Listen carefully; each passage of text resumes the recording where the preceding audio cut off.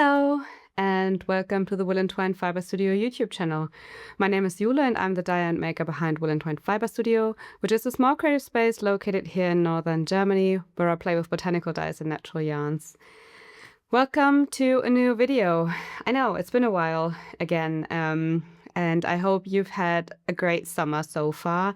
I went on a bit of a summer schedule, as some of you might have noticed, and kind of stopped putting out so many collections all of the time because I'm working on a lot of things behind the scenes, and this summer was kind of dedicated to a lot of projects that I cannot share about yet, but yeah, I kind of decided to go, step back a little bit and to also make some more time in my schedule for the other projects that I've been working on. So I'm back now with a new yarn collection, and I'm incredibly happy to share this one with you. I really hope that I'm not completely out of the rhythm. It felt really strange to sit down and film again today just because I'm kind of out of a rhythm at the moment with this. So apologies if anything's going a bit more weird this time. So today I have a huge collection to share with you that I've been working on the past couple of weeks, and it has been so much fun to dye all of these shades again, and I cannot wait to share them all with you.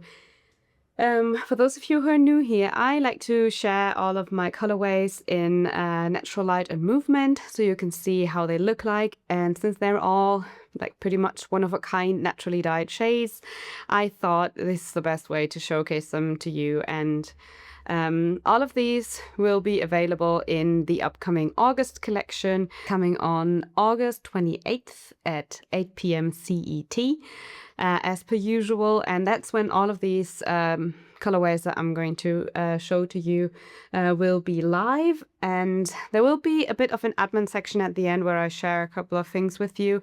But just to get this out of the way, I mean, some of you might have seen something circling around on social media about a new EU law that is,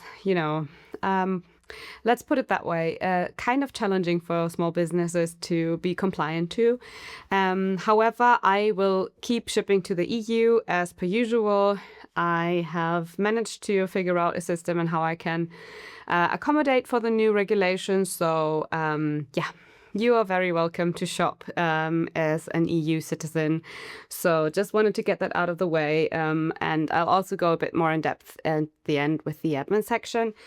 But without further ado, let me start sharing some yarny things with you. First of all, I wanted to tell you what I'm wearing, and this is a newly finished sample in our BFL Romney base in the undyed color, and this one is the Wine Club cardigan by Sari Nordlund, which is this beautiful V-neck shaped cardigan that's a relatively fitted silhouette, and I'll make sure to also insert some clips of me wearing it again, and I hope to also share this one more in depth in a new podcast episode. But just so you know, this one is the Wine Club cardigan, and it's this, has some relatively fitted sleeves, and this is in the undyed shade of BFL Romney DK, which will also be restocked in this collection. A little bit of a spoiler here already. But yeah, that's what I wanted to share with you first. And then let me start giving you a little bit of an overview of what bases we'll have available. So for the bases for this collection, as already mentioned, we will be restocking our beloved BFL Romney base, which is a blend of 75% Romney and 25% naturally colored blue-faced Leicester sheep. And this is a 2-ply construction and comes in 2 yarn weights. One is a DK weight, which is 240 meters per 100 grams. And then there is the fingering weight version that is 400 meters per 100 grams.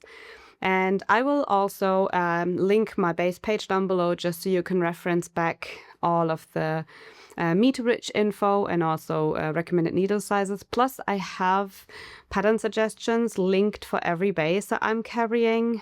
So in case you're in need of some inspiration, you can always reference them there. And I'll also add the pattern suggestions for the bases we'll have in this collection. I'll have them down below, just in case you're looking for some inspiration. But yeah, the wine club cardigan definitely is a beautiful option. And this is very, very fun to wear. I think it's so versatile. It's such a good wardrobe staple, which is also why I wanted to have it in the undyed color, because it's just so easy to chuck on over pretty much everything. So I really, really like these kind of garments that you can wear with pretty much everything. The second base that we will be restocking is our Ovis Sock base, which is by now a bit of a classic almost. It's our non-superwash and plastic-free sock yarn from 50% Cheviot fibers and 50% Jacob sheep, and it's spun to a slightly higher twist for durability, plus it's a 375 meters instead of your traditional 400 meters per 100 grams, in order to, you know, give you a slightly tighter gauge, which is also beneficial for the longevity of knitted socks without nylon or any plastic or artificial fibers added to it. I also have another sample to show to you later on in the combo of BFL Romney 4-ply and some cloud silk mohair, which brings me to also mentioning that we are restocking cloud silk mohair in this update. So yeah, there will also be cloud silk mohair, which is our custom spun silk mohair base that's made from RMS certified mohair fibers, and also silk that is completely cruelty free. So the moths have hatched and have not been cooked alive, which is what it is like with commercial silk production. And I have some news about this base because this is the last time it's going to be available. I've made the decision with a heavy heart, obviously, to discontinue Cloud, mainly because of some supply issues with the cruelty-free silk. It's very difficult to get stable supply, mainly because it's a labor-intensive practice and it's financially not as attractive for the silk farmers as commercial production is. And so supply is significantly declining, has been already over the past couple of years. And since I cannot really guarantee to have, sufficient supply of this specific type of silk fiber, I am going to discontinue this base because I'm not willing to make any compromises when it comes to the silk fibers. I'm not willing to change it to a commercially produced silk fiber. So yeah, this is a bit of a farewell for this very special base. I remember when I was working on this back in, I think 2021, 2022 was when I was starting to, properly get resources and, suppliers that could help me with creating this type of specific silk mohair blend. And I remember it was such a struggle to source this, mainly because of the cruelty-free silk, and I really didn't want to have commercial silk in this. So yeah, when I finally found a partner, I was very overwhelmed with the fact that it is a huge amount of minimums that you have to get. And back in the day, I mean, I was just in business for about 2 years, and it was, or like 2 or 3 years, and it was daunting. And I was really, to be fair, I was kind of shy and I wasn't really sure if this is going to be a good decision. But I really had this vision of creating an ethically sourced and ethically made silk mohair blend and dye it with natural dyes, because I felt like this was, back in the day, there wasn't a lot of offering on the yarn market in this niche, especially with the combinations. There were natural dyers who would dye on silk mohair bases, and there would also be, bases or like yarns that had the cruelty-free silk and the certified mohair fibers in it, but there were no naturally dyed plus that combo, that yarn type out there yet. So I really had this vision of creating this very specific yarn, and yeah, in the end, it all came to life in 2023, and I remember this was such a milestone for me to achieve. And I'm just incredibly happy that it was around for a couple of years for us, and that I was able to restock it every couple of months, and that you also seem to have loved it quite a bit. So Yeah, it's a bit of a bittersweet farewell, but you know, I think for me, with someone being so particular about their ethics and about the sourcing of their yarns, I think it's the right decision, and I did not feel it did not feel right to make any compromises in terms of, you know, the silk fiber situation. So yeah, this is going to be the last time this yarn is going to be available. So without further ado, I guess I'll start sharing what colorways I've dyed on Cloud Silk Mohair first. Yeah, this is how it looks in its undyed state. It's a 50 gram, comes in 50 gram skeins, and it's 420 meters per 50 grams, so your traditional lace weight Silk Mohair category. So yeah, this one is the undyed white or ecru, and it's going to be available alongside the dyed ones. Next up, we have the colorway Silver Birch, and this is an absolute great match with the undyed BFL Romney, if I may say so. So I wanted to include a colorway in case you wanted to match it with the BFL Romney. At least it matches the DK weight base.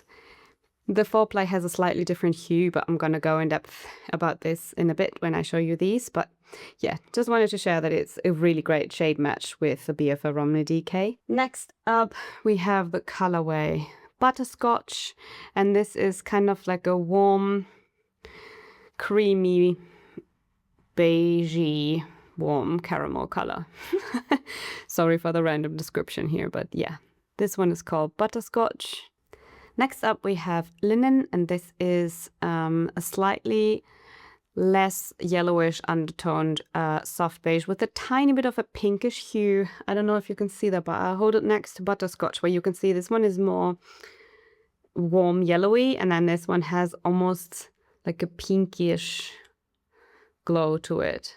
So this one's Linen. Next up, we have the Heather colorway, and this one is, you know, a light lilac-y, pinky purple, I would say. Very summery, very fresh. And here you can also see a little bit that the different types of fibers in this blend, they do take the hues of the natural dye slightly differently. So you can see that they are kind of, you know, the silk thread takes the dye slightly differently compared to the mohair fibers. So it's always a bit of a very lively color with this base, I think. So that's the Heather color. Next up, we have Clematis, and this one is more of like a warm toned berry purple. I'll show it to you side by side with Heather so you can see. So Heather is quite a bit lighter and more like a light wash of color, whereas Clematis is just a bit more of a saturated version of that one. Next up, we have Zinnia, and this one is a bit more of like a brick red pink shade. I think this one's super nice. I really like it actually myself. I'm actually knitting something in a similar color at the moment, so I'll need to show that in a podcast episode soon. But yeah, this one's called Zinnia. Next up, we have Poppy, which is this bright saturated red. Nothing else to say about this, I guess. It always looks a bit brighter on camera. I think this might be closer. Yeah, so this one is Poppy. Next up, we have Bramble, and this is like a deep berry burgundy color.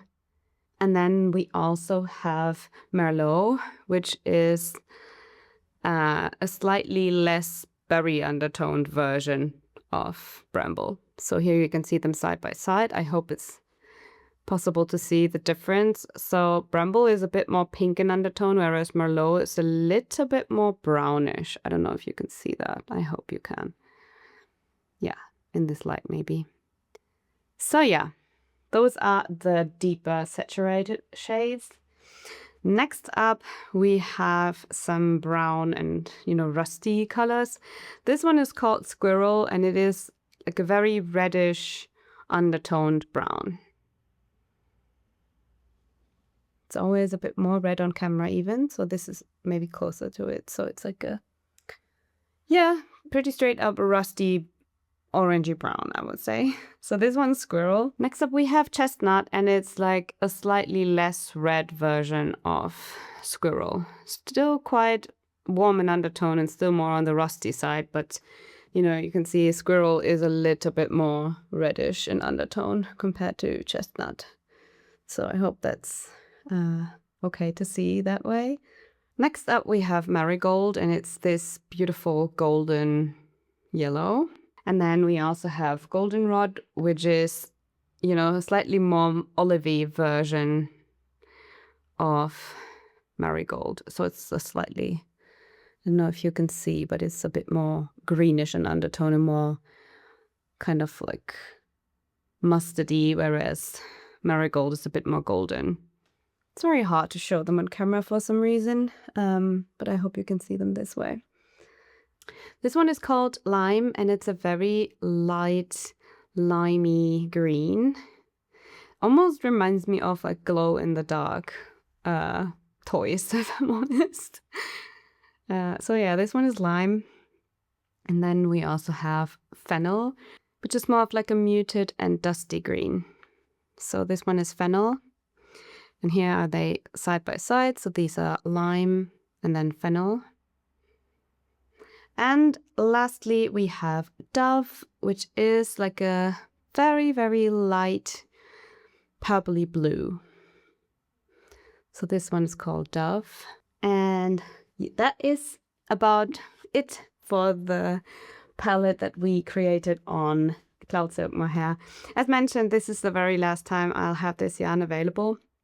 And while I'm also kind of sad, it's also, for some reason, it feels like the beginning of a new era, and it just means I can do more other different new yarns for you. So let's see where this is going. But if you wanted to stock up on this very special yarn before it's discontinued, now is the time. Right, let me show you the colorways that we dyed on Ovis Sock for this update. There also are a lot of them, so yeah. But also this base was actually completely sold out recently because a lot of you seem to have liked summer knitting, like socks for summer knitting. So yeah, I have a bit of a collection for you to restock. First of all, we'll have the undyed ecru, which is, let me see if it wants to focus. Yeah, so this is the undyed ecru white color. Which is great for any kind of contrast color work project, I guess. But yeah, this is how it looks in its undyed ecru state. We usually also have an undyed gray. However, I'm running really low on that spin. And it's going to be part of this year's countdown calendars, which I'm currently working on. And since they will be, it's going to be possible to order add-on skeins in the undyed shades with the calendars, I decided to not restock it in this update just to make sure that I have enough stock for that now. Maybe it's going to come back soon, even before I have another respin, but I just wanted to make sure I set aside the stock for the countdown calendars first. So for this time, we only have the undyed ecru in this collection. But I think it goes really well with all of the other colors that I dyed. So that's the undyed ecru. And the first colorway I have to share with you is Lichen, and this is a very bright olivey greenish yellow, if I may say so. So yeah, this one is Lichen. And I think Lichen would be an awesome match. It's almost like an exact match with Goldenrod on Cloud. I know it doesn't look like it on camera, but in real life, they are very close. Maybe it's a bit more brownish in undertone, Goldenrod, in comparison to Lichen. But yeah, I think they would be very fun knitted up together. But yeah, that's Lichen. Next up, we have Willow, which is more of like a soft muted green that I think would go super well with Fennel on Cloud. It's a bit more coolish, but I think it would be a really beautiful heathered effect. So yeah, that one's Willow on Ovis Sock. Next up, we have the colorway Mist, which is this bluish undertoned greeny gray color. It really shifts with light, which I think is so nice. But yeah, this one is called Mist. It's this misty, dusty, bluish, grayish shade. I'm sorry for my explanations or colorway descriptions are very off today. I'm a little bit, my head is a little bit full at the moment, so yeah. But this one is called Shore, and it's like an even deeper compared to Mist, a little bit more saturated bluish tone. So this one's called Shore. Next up, we have Seafoam, which is slightly more turquoisey in comparison, a little bit less blue, a bit more green in undertone. So this one's Seafoam. And lastly, from the blues, we have Denim, which is this beautiful saturated blue color. So yeah, that one's Denim. Next up, we'll transition into the purples and pinks. And this one is Lupine, and it's like a light, warm, earthy purple. I think it's really nice. So this one's Lupine. Next up, we have Cassis, which is this dark burgundy wine purple. I'm sorry, we're having some lighting issues today. It's incredibly stormy and gloomy outside, so I'm just doing my best at the moment to keep it with the natural light. So this one is Cassis, and it's this beautiful, deep burgundy berry tone. Next up, we have Geranium, and it's this warm pink. So this one is Geranium. Next up, we have our colorway Vermilion, and this is just a very saturated, clear, true red, I would say. I think these reds, they always look much better if I hold them back here because they are much more true to color this way. So this one is called Vermilion. Next up, we have Rosehip, and this is a slightly more dusty, warmish undertoned pink, especially compared to Geranium, which is a bit more blue in undertone. So yeah, this one is Rosehip and this one is Geranium. And last but not least, we have the colorway Ginger, which is a nice desaturated light orangey beige. I think it's very, very nice base color for like a warm toned color work. So I wanted to include it into the palette again. So this one is called Ginger. And I think that's it about the shades for Ovis Sock. I can try to put together a couple more matches if you like. So I think for the Ginger colorway, I think it will probably be Linen. That's the closest, maybe not super close, but you could also go with Zinnia, although I think Zinnia would be even better with Rosehip. So I think that would be a great match. And then obviously, you know, the two wine colored shades would go relatively well with the Cassis colorway. It's a bit more purple, like the Cassis colorway is a bit more purple, but yeah, I think they would still make a relatively nice match. But yeah, that is it, I guess, that I can come up with. If you need any help color matching or whatever, feel free to email me. I'm having a hard time keeping up with Instagram at the moment. You might have also noticed that I'm a tiny bit less active there, and that's just because of everything that's been going on behind the scenes. I'm so sorry that I'm so not really sharing the details with you yet, but I am going to do so very, very soon. But yeah, so if you want to have me help you with color matches, feel free to email me or just use the little chat function on the website that I have in there.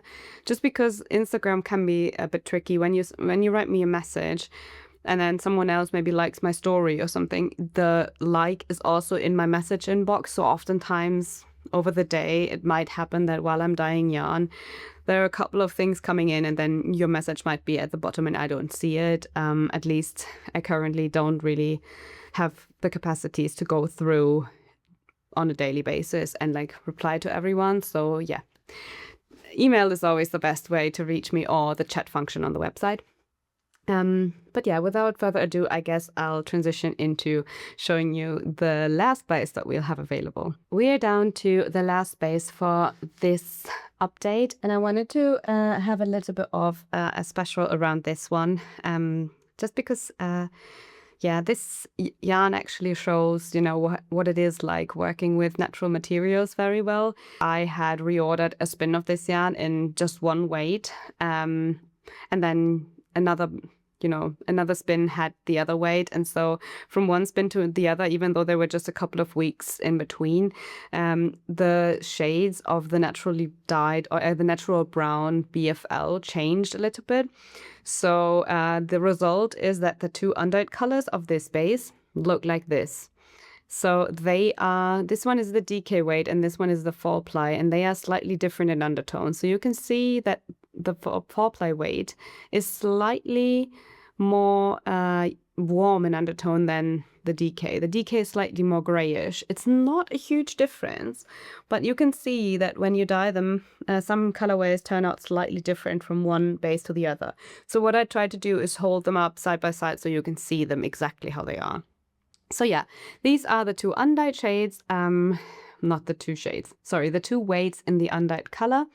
And I am actually wearing the undyed DK weight right now. So this is this color, if it makes sense. So yeah, that's how they look like. And I'll do my very best to show everything side by side so you can see exactly how they look like. Well, exactly. There's always the monitor topic to all of this, but I'll do my best to showcase them as well as I can. So without further ado, let me start jumping into the new colorways. So the first shade we have is almost a little bit of a classic by now, and this one is Almond, and it is a nice neutral beige. And you can see in this comparison that this one is the 4-ply weight with a slightly warmer undertone in base, and this is the DK weight. So this is Almond on BFL Romney DK and 4-ply. So I'll try to hold them up in the same order. Next up, we have Thistle, and this one is a very light grayish green. Let me turn them around maybe. And this one is the DK weight again, and this one is the 4-ply weight. So just so you can see. Staying in the kind of green category, we have Artichoke, and this one is even more saturated.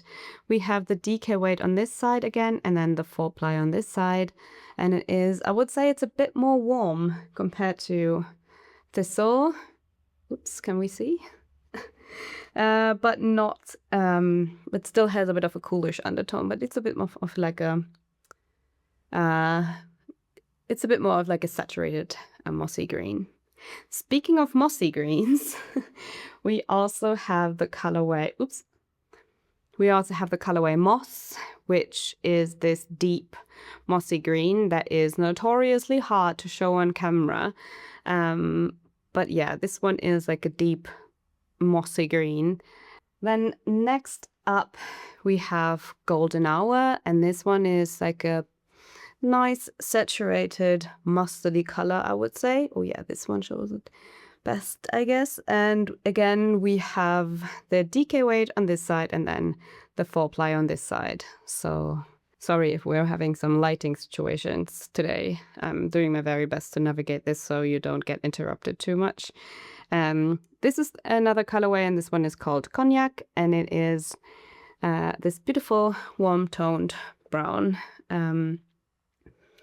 I think is super nice. So this one is the DK weight and this one is the 4-ply weight. So this is Cognac. And then we also have the colorway, Cedar, which is this rusty red color. And I think this one is so nice. I'm having a really hard time not keeping some skeins for myself. So this one is the 4-ply weight again, and this is the DK. So that one is called Cedar. Next up, we have our colorway Rowan, and this one is a true saturated red again. And yeah, this shows it best. We have the 4-ply weight here, and then the DK weight on this side, just so you can see. Next up, we have Hawthorn, which is this desaturated pink with a beige undertone. And I'm currently knitting with this particular color in the DK weight. And I hope to show you my finished sample very, very soon. It's just that I didn't have as much knitting time as I hoped I would during summer, so it's not finished yet, but I'll show you soon.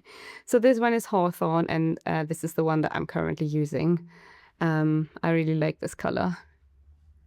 Next up, we have the colorway Dogwood, and this one is more of like a true pink, I would say. This one is the DK weight, and this one is the 4-ply.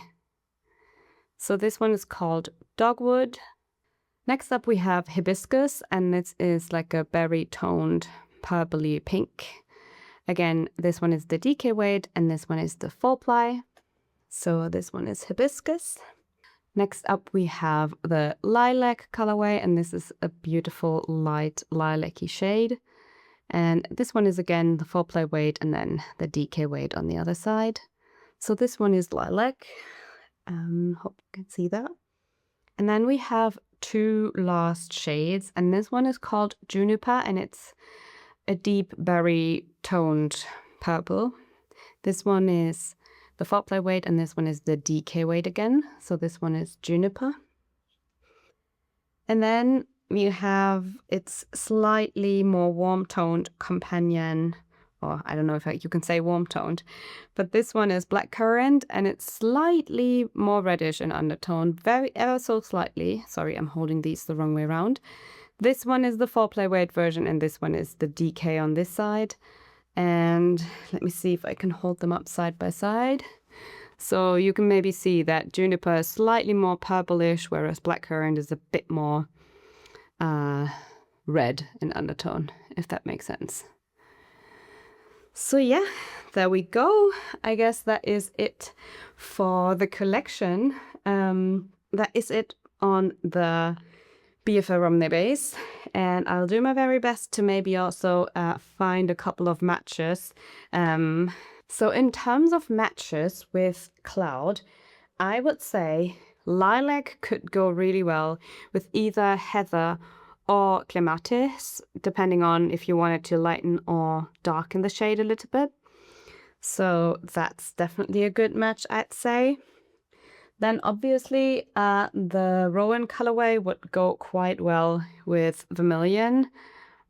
So this is like a red color match, I would say. Then I'd say Golden Hour would go well with either Marigold, with either Marigold or Goldenrod. This one is Goldenrod, and then Marigold is on the side. So depending on whether you wanted to shift it more to a bit more of an olive tone or like a more golden yellowy shade, that would be a great match as well. I think the cedar color would be really pretty with the squirrel color. That would be a really nice match. And then obviously Cognac could go quite well with the chestnut colorway. So, I mean, there are endless possibilities that you could combine them with. So I'll stop here and let you use your imagination. And then obviously you can always reach out to me and let me know if you need any help matching the colorways or, deciding on the right matches. However, I also wanted to showcase a little bit of a new sample to you. So this new sample is the Lock and Tie blouse by my friend Doxy, who's Duchess of Doxia on Instagram. I'll definitely link all her info down below. But this is this super cute kind of bow tie closure blouse with this cute little cutout detail. And then it has relatively wide bell-shaped sleeves, and also, I don't know if that's visible here now, also a nice rolled hem that I think is such a nice design detail. And this is how it looks, and this is knitted in BFL Romney 4-ply held together with a strand of Cloud. And I think this is just such a nice match. And I can already see myself wearing this loads during the transition period when it's not really warm enough for the really heavy sweaters, but cold enough for the really heavy warm sweaters, but I wanted something to throw over, and I think this is just perfect. I love the little bow tie closure. It's done with an eye cord, and yeah, I absolutely love the little cutout detail. Really sweet and cleverly designed, and also the fit of the sleeves is really great. So I'll make sure to also insert some clips of me wearing it. But what I can definitely say is that it's a really great pattern, and it's out now. So if you wanted to make this, you can go over to Doxy's Revelry and get the pattern there now. I think she also made a really nice summer version in like a plant fiber yarn, and that's also quite nice. So now I'm like, do I need something similar? But yeah, I really like this one, and it's the lock and tie blouse, and I'll also go more in depth about this one in another podcast episode. But for now, I just wanted to give you a little inspiration on what you can make with the combination of BFL Romney 4-ply with Cloud Silk Mohair. Yeah, really liking this new sample, and it's my lock and tie blouse that I cannot wait to finally wear now. All right, so far about my new sample, and I guess we are ready for a little bit of admin at the end of this video. As mentioned, all of these shades that I just showed you are available on August 28th at 8 p.m. CET, which is the next shop update, and they will only be available in my shop that I'll also link down below. And in case you wanted a little reminder on when the update goes live, you can also sign up for my newsletter, which is always the best way to be reminded of when a new collection goes live, and in general to be the first to know about news and, you know, what's going on behind the scenes. And I guess the most important topic I wanted to talk about is the EU shipping topic. As mentioned, I will keep shipping to the EU, and I am currently reworking a couple of things because how this is... I'll give you a little bit of a rundown because I think there has been a lot of information circling around this topic. So if this is not interesting for you, feel free to just skip. But I just wanted to make sure that I share a little bit of background info with you so you can understand everything. So the EU Commission, they actually, there is a new EU regulation law for packaging that should reduce packaging waste, which I'm completely all about and I support 100%. However, the problem is that how this works is that they require you, as a small business owner, even regardless of how many parcels you might send throughout the EU, you have to register in every single EU country for a packaging register and file reports there yearly. And, you know, that's a lot of bureaucracy, obviously, but also you have to have an authorized representative in every country that can legally file the reports for you. And those are very expensive. So for a lot of small business owners, the struggle was to kind of find out if I can, you know, justify paying a lot of money if I'm only sending like 3 or 4 parcels across the EU. So I guess, yeah, unfortunately for many small businesses, from what I read on Instagram, a lot of them had to close EU shipping completely. And yeah, I just hope that there might be some changes to the law, because there have been, you know, a lot of people being very angry about what happened. And obviously, this is not really the idea of a European Union where, you know, borderless trade should be possible. However, long story short, I bit the bullet. I actually registered in every state that required the registration until now, just because there was no option for me to leave my EU customers hanging. And, well, it's not really leaving you hanging. It's very understandable if some businesses decided not to ship because of all of this. However, I knew that there were also open pre-orders and everything, and I just wanted to make sure I give you the security of you being able to rely on me and trust me in how I handle this situation. So yeah, I'm in the final steps of registering in every EU country and filing reports for my, I don't know, 500 grams of packaging I might send there in a month. I don't know. It all feels a little bit bizarre, but just so you know, I am going to keep shipping, and you'll be able to purchase from me from EU countries as well. The thing is that with all of this coming up, I'm also at the same time, I was actually renegotiating my shipping prices, specifically with UPS. And I was hoping I could be, lowering some shipping cost more broadly, which I'm not going to be able to with the new admin cost that's coming up due to the new regulations. I just need to reassess and see where things are actually going on the long run, just so I don't make promises now that I won't be able to keep.